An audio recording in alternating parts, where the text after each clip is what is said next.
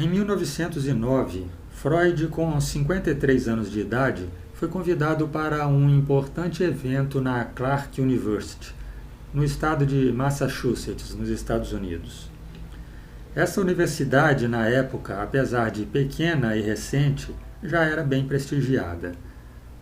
Ela estava comemorando seu 20º aniversário de fundação, e o convite se deu através de seu presidente, o eminente psicólogo americano Granville Stanley Hall. Stanley Hall foi um dos primeiros na psicologia dos Estados Unidos. O primeiro a receber um título de PhD por lá e também o primeiro presidente da APA, a Associação Americana de Psicologia. Essa viagem foi a primeira e a única que Freud fez aos Estados Unidos. Freud foi convidado a proferir uma série de palestras e ficou muito entusiasmado com a possibilidade e até escreveu para o seu discípulo Jung, então com 34 anos. Esse convite me empolgou mais do que qualquer outra coisa nos últimos tempos. Até aquele momento, Freud tinha tido na Europa um modesto sucesso com o seu livro, lançado em 1900, chamado A Interpretação dos Sonhos. Nos Estados Unidos, na época, havia dois grupos de estudiosos dos problemas psicológicos, que eles chamavam de males da alma. Havia os somáticos, que atribuíam a origem dos distúrbios psíquicos a um substrato neurológico, e havia os psicoterapeutas. Entre esses estava Stanley Hall. E eles já conheciam as teses freudianas com respeito a esse assunto. Freud ficou surpreso ao constatar que nos Estados Unidos a Universidade Clark tinha aulas sobre as suas teorias. Durante a viagem, até um membro da tripulação do navio, Freud viu que estava lendo um exemplar do seu livro. Um outro livro que ele já tinha lançado, A Psicopatologia da Vida Cotidiana.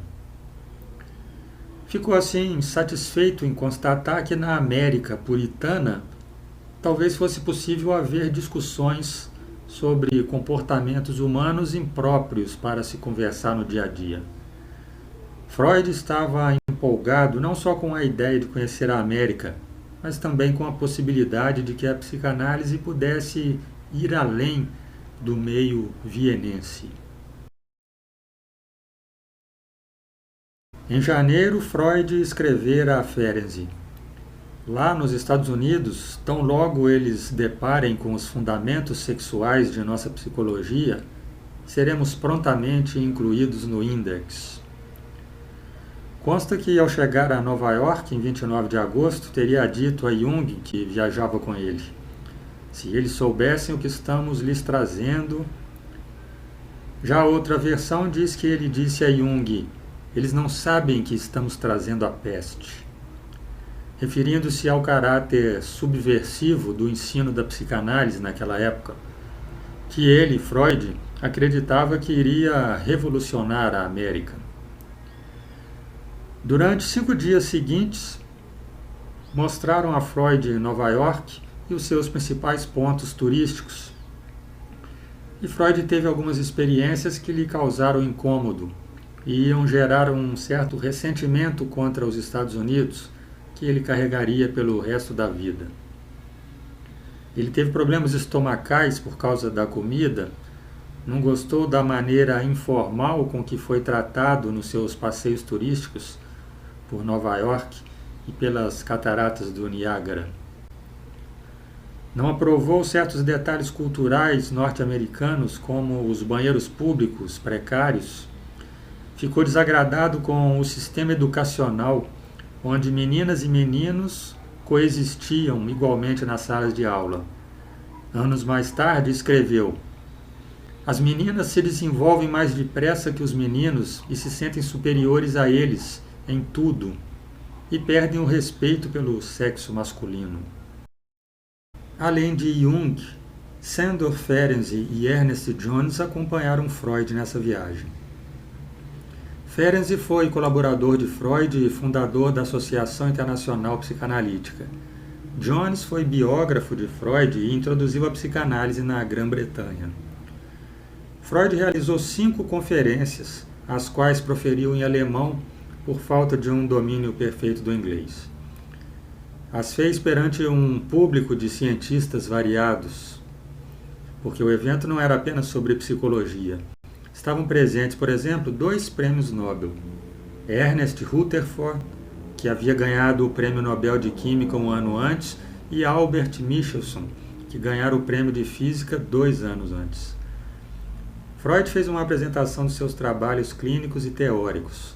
Expôs o seu método de interpretação dos sonhos, sua concepção do recalcamento, mostrou sua técnica de terapia e sua visão da histeria, e também a sua visão sobre a questão da sexualidade infantil, evocando inclusive o caso do pequeno Hans. A mídia deu pouca atenção ao evento, mas a palestra serviu para aumentar a circulação das ideias freudianas no meio acadêmico americano e impulsionou inclusive as traduções de suas obras. Para Freud, esse momento da sua viagem aos Estados Unidos era o fim do seu isolamento intelectual. Sentiu-se esfuziante por ter sido bem acolhido e pela sua subida à cátedra para proferir as 5 lições de psicanálise, como foram no ano seguinte publicadas aquelas palestras. Segundo as suas palavras, a psicanálise então não era mais uma ilusão, transformara-se em uma preciosa parcela da realidade. Mas não demorou muito a se decepcionar. Confessou que previa que o seu sucesso seria curto, pois sentia que os americanos o tratavam feito uma criança que se diverte com sua boneca nova, a qual logo será substituída por um novo brinquedo. Pensava assim que a psicanálise estava sendo banalizada e se conformando excessivamente à opinião pública. Seu otimismo foi cedendo ao longo da vida e ele chegou a dizer depois que a América era um grande equívoco e que o seu legado cultural, o da América, era prejudicial para a humanidade. Freud não apreciava o consumismo e a preocupação excessiva em ganhar dinheiro dos americanos e enxergava nisso um reflexo do seu puritanismo exagerado. Para Freud, tudo era decorrente de questões sexuais, e ele enxergou nessas características dos americanos uma consequência de uma sublimação neurótica de desejos sexuais reprimidos. Então, os americanos reprimiam seus desejos sexuais, eram puritanos, e por conta disso exacerbavam as manifestações de consumismo, de competitividade social, de ambição, esse tipo de comportamento compensatório. Após a Primeira Grande Guerra, a economia da Áustria estava devastada e americanos ricos tinham dinheiro para viajar para a Europa e se consultar com Freud. E Freud precisava torná-los seus pacientes, ao mesmo tempo em que os via como pobremente educados e oriundos até de uma cultura inferior. Então pode-se imaginar a partir daí o dilema em que Freud frequentemente se via. Os psicanalistas gostam de dizer que a rejeição que as ideias de Freud sofreram desde o início, e não foi pouca essa rejeição, deveu-se às suas ideias terem desafiado os princípios da moral civilizada. Então teria sido porque ele divergia de uma visão simplista do bem e do mal em matéria de sexualidade, porque mexera com os puritanos e porque a psicanálise também não vendia felicidade como se esperava.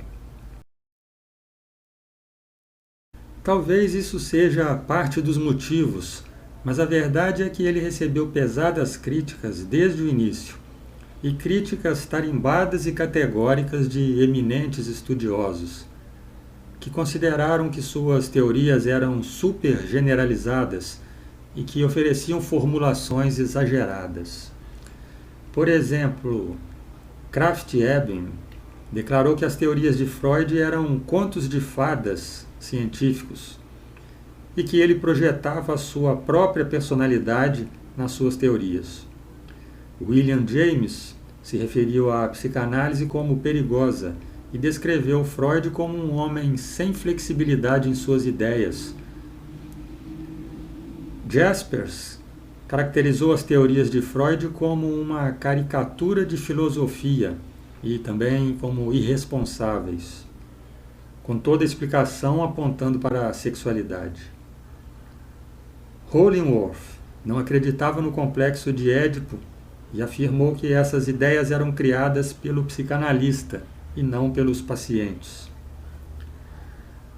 O fato é que, entre críticas e aceitações, as teorias de Freud prosperaram e, por algum tempo, por bastante tempo, dominaram o cenário da psicologia e da psiquiatria em grande parte do mundo. Até a próxima.